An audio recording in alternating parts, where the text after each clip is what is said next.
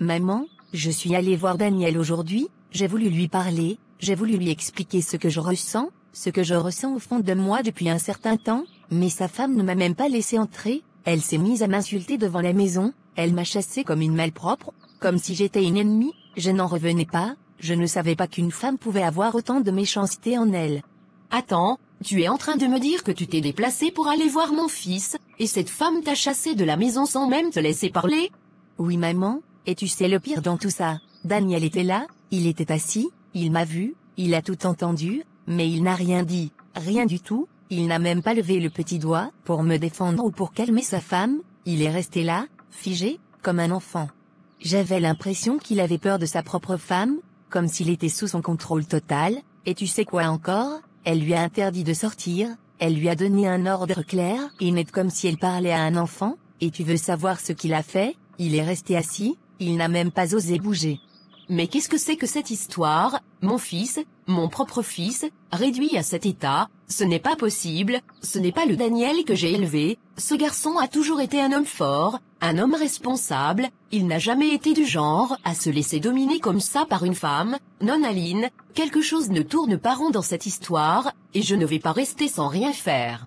C'est exactement ce que je ressens, cette femme a une emprise sur lui, et ce n'est pas normal, je ne veux pas accuser sans preuve, mais aujourd'hui, il y a des choses qui se font, certaines femmes utilisent des moyens occultes pour contrôler leur mari, pour les rendre soumis, pour les manipuler à leur guise, c'est devenu très courant, et plus je réfléchis à cette situation, plus je me dis que Daniel est peut-être sous l'emprise de quelque chose, peut-être qu'il est victime d'un envoûtement.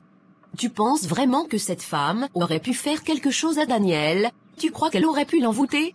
Je ne suis pas devineresse, mais il y a des signes qui ne trompent pas, et puis, ce n'est pas la première fois que j'entends parler de ce genre de pratique, figure-toi que j'ai une amie, du nom de Clarisse, cette femme avait fait exactement la même chose à son mari.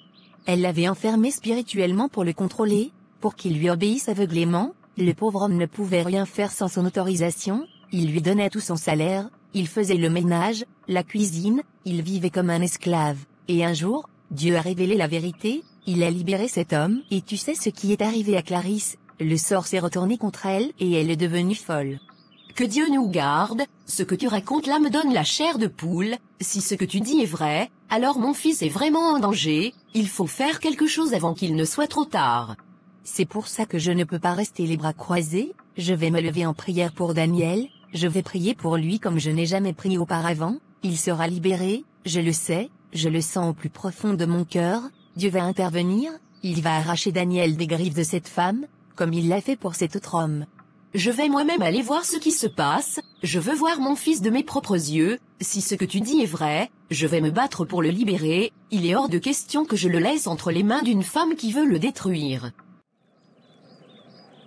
La mère d'Eric est venue me voir récemment, elle m'a beaucoup remercié pour tout ce que j'ai fait pour son fils, pour toutes les prières, les efforts que j'ai fournis afin qu'il soit délivré, mais ce n'est pas tout, elle m'a aussi confié quelque chose d'assez surprenant. Je t'écoute ma fille, que t'a-t-elle dit exactement? Elle m'a dit qu'après tout ce que j'ai fait pour son fils, elle aimerait que je sois la femme d'Eric, qu'elle pense que je serai une bonne épouse pour lui, elle dit que c'est moi qui ai lutté pour sa délivrance, que c'est moi qui ai prié pour lui, et que cela prouve que je suis une femme de valeur, une femme qui mérite d'être à ses côtés. Honnêtement pasteur, j'étais surprise. Je ne vais pas mentir, je ne m'attendais pas du tout à cela, je n'ai jamais prié pour lui en pensant à moi, je ne l'ai jamais fait en espérant qu'un jour il m'épouse, je l'ai fait parce que c'est Dieu qui a mis cela dans mon cœur. J'ai prié pour Eric parce que je sentais qu'il était en danger, et je voulais juste l'aider, être un instrument entre les mains du Seigneur, mais aujourd'hui après cette proposition, je me pose des questions, et je ne sais pas quoi en penser.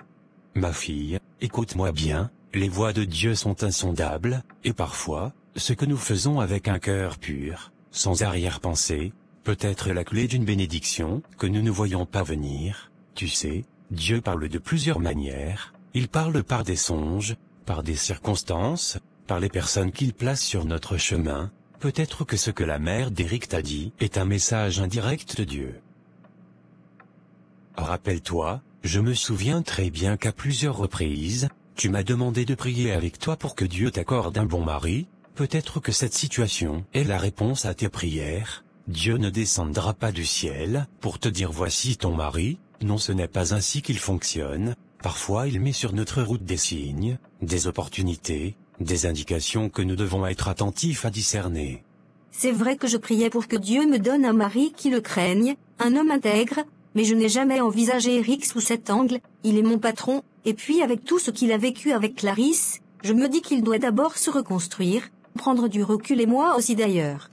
C'est tout à ton honneur d'être prudente et réfléchie. Prendre du recul est une bonne chose, mais ne ferme pas ton cœur trop vite. Il y a des bénédictions qui ne tombent pas du ciel comme une manne. Certaines bénédictions demandent des combats, des luttes. Regarde les histoires de la Bible. Combien d'hommes et de femmes ont dû traverser des épreuves avant d'atteindre leur destinée? Prenons l'exemple de Ruth. Elle a perdu son mari, elle s'est retrouvée dans une situation où elle aurait pu perdre tout espoir, mais elle est restée fidèle à Dieu, et au final, Dieu l'a conduite vers Boaz, un homme bon et intègre qu'il a épousé, et lui a offert une nouvelle vie. Qui sait ma fille, peut-être qu'Éric est ton Boaz, et peut-être que cette épreuve qu'il a traversée était une étape, pour le préparer à être un meilleur homme pour toi. C'est vrai, pasteur, Dieu nous teste parfois à travers des épreuves, et nous devons être attentifs aux signes qu'il nous envoie, mais comment savoir si c'est vraiment la volonté de Dieu?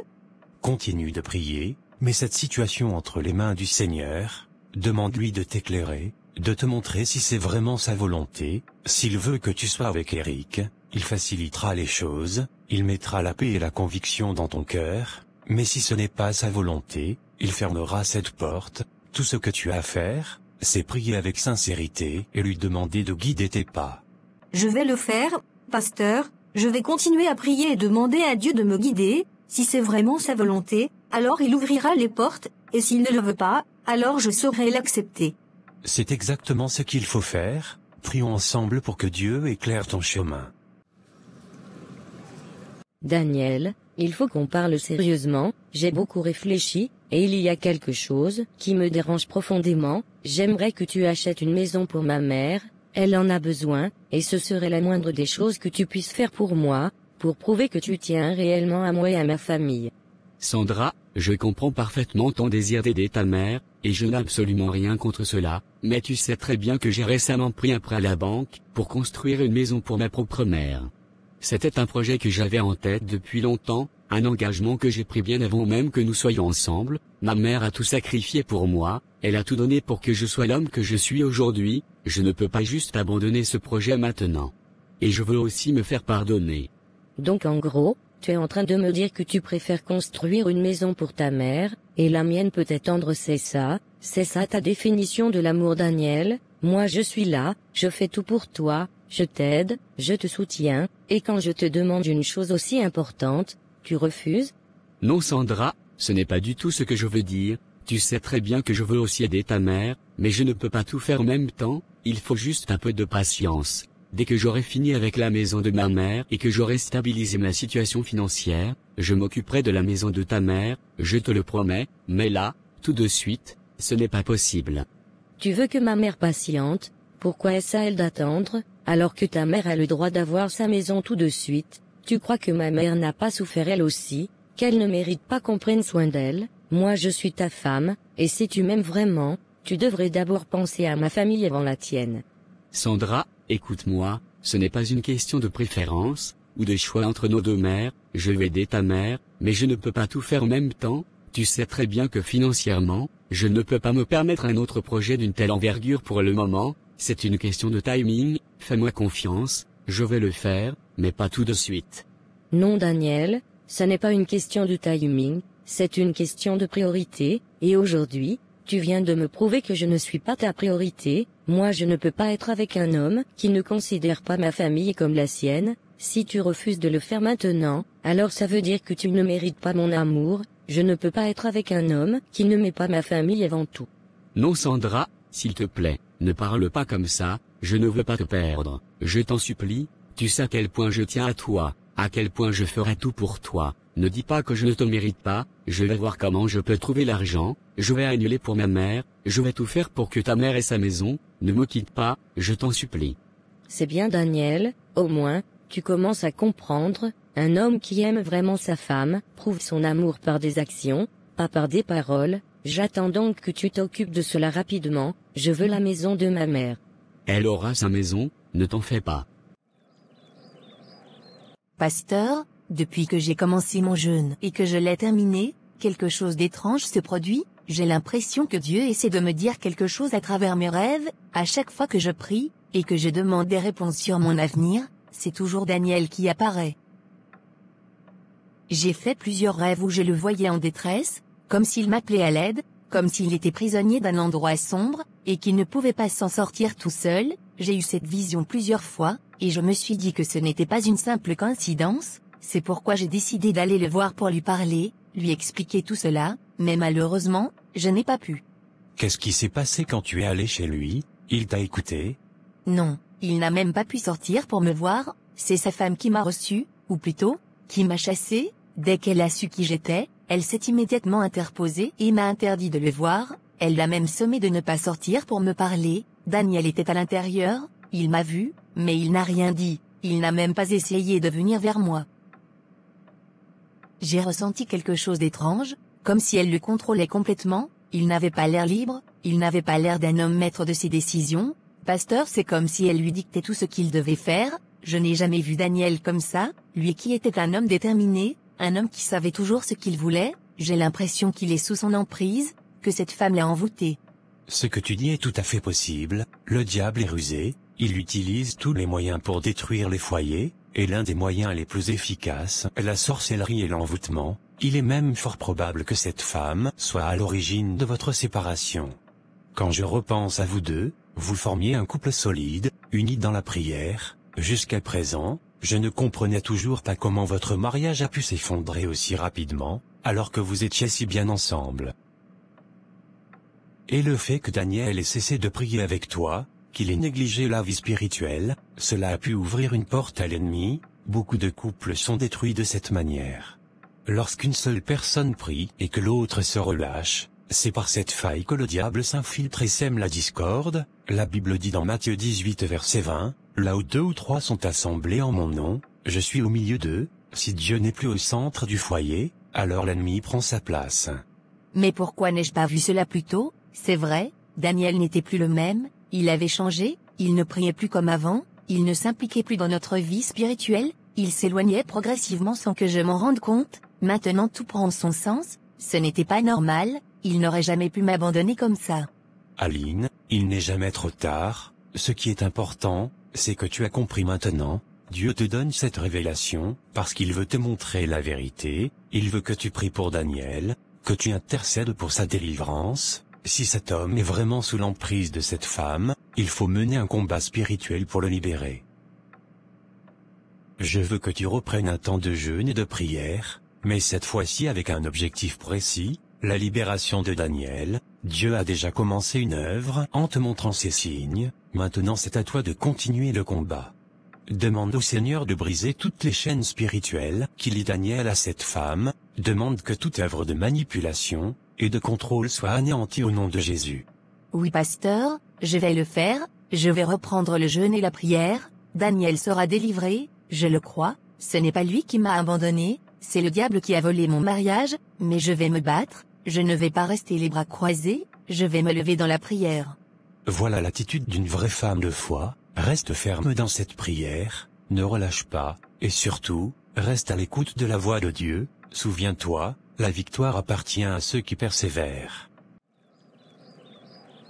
Bonjour madame, que puis-je faire pour vous? Bonjour, je suis venu voir mon fils, fais-le venir, j'ai à lui parler. Votre fils n'est pas là, il est au travail, donc vous pouvez repasser une autre fois. Vous ne pouvez pas rester chez moi. Tu veux me faire comprendre que je dois partir de chez toi? Ici c'est chez toi? Tu sais comment cette maison a été construite? C'est grâce à Aline, toi tu n'es qu'une voleuse de mari. Depuis quand tu es devenue la propriétaire de cette maison? Tu veux me chasser de la maison de mon propre fils? Je ne vous chasse pas madame, mais je vous informe que votre fils n'est pas là, et donc il n'y a aucune raison pour vous d'attendre ici, et oui je suis chez moi, cette maison n'est plus seulement celle de votre fils, c'est aussi la mienne, car je suis sa femme, alors j'ai mon mot à dire. J'entends bien, tu es sa femme, et donc tu te crois tout permis, tu penses que parce que tu es assise sur mon fils, tu vas aussi t'asseoir sur moi, ça ne marchera pas. Que tu sois sa femme ne change rien au fait que Daniel reste mon fils, et que j'ai tous les droits de venir dans sa maison. Madame, Je vous ai dit que votre fils n'est pas là. Il n'y a aucune raison pour que vous restiez ici. Vous pouvez lui téléphoner et revenir plus tard, mais pour l'instant, je vous demande de partir. Mais depuis quand une femme dit à la mère de son mari, quand elle doit venir ou partir, tu veux me faire comprendre que maintenant, c'est toi qui donnes des ordres ici? Écoute-moi bien petite fille, je ne partirai pas d'ici tant que je n'aurai pas vu mon fils, s'il faut que je l'attende ici jusqu'à son retour, je le ferai. Je vous répète que ce n'est pas qu'à Daniel cette maison, c'est aussi la mienne, et en tant que femme de cette maison, j'ai mon mot à dire sur qui entre ou qui sort. D'accord, viens me soulever pour me mettre dehors, n'importe quoi. Ce que vous devez comprendre, c'est que je suis ici maintenant, que ça vous plaise ou non, je suis la femme de votre fils, et il n'y a plus de place pour vous ici.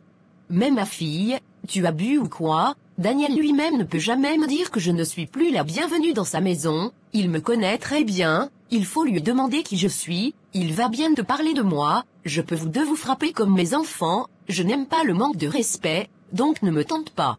Vous voulez semer le trouble dans mon foyer, vous êtes comme toutes ces belles-mères qui ne veulent pas lâcher leur fils, vous croyez que parce que vous l'avez mis au monde, il vous appartient encore, vous refusez d'accepter qu'il ait une vie avec une autre femme, et qu'il a laissé son ex-femme, que vous aimez tant. Ma pauvre fille, tu penses que tu le tiens, que tu peux l'empêcher de voir sa propre mère? Laisse-moi te dire une chose, ce que Dieu unit, aucun marabout ne pourra le séparer. Tu crois que je ne sais pas ce que tu fais? Tu crois que je ne vois pas que mon fils n'est plus lui-même depuis qu'il est avec toi? Tu crois que je vais rester les bras croisés et te regarder le détruire? Écoutez madame, je pense que nous sommes en train de perdre notre temps à nous disputer inutilement. Ce que je vous propose, c'est de rentrer chez vous, et d'appeler votre fils pour fixer un rendez-vous avec lui. Je ne veux pas de problème avec vous. Je ne vais nulle part, j'attends mon fils. Si tu es femme comme moi, viens me mettre dehors, n'importe quoi. Les petites vendeuses de piments, quand vous rentrez dans la vie des enfants des gens, vous mélangez leur vie. D'accord, j'ai fini de parler.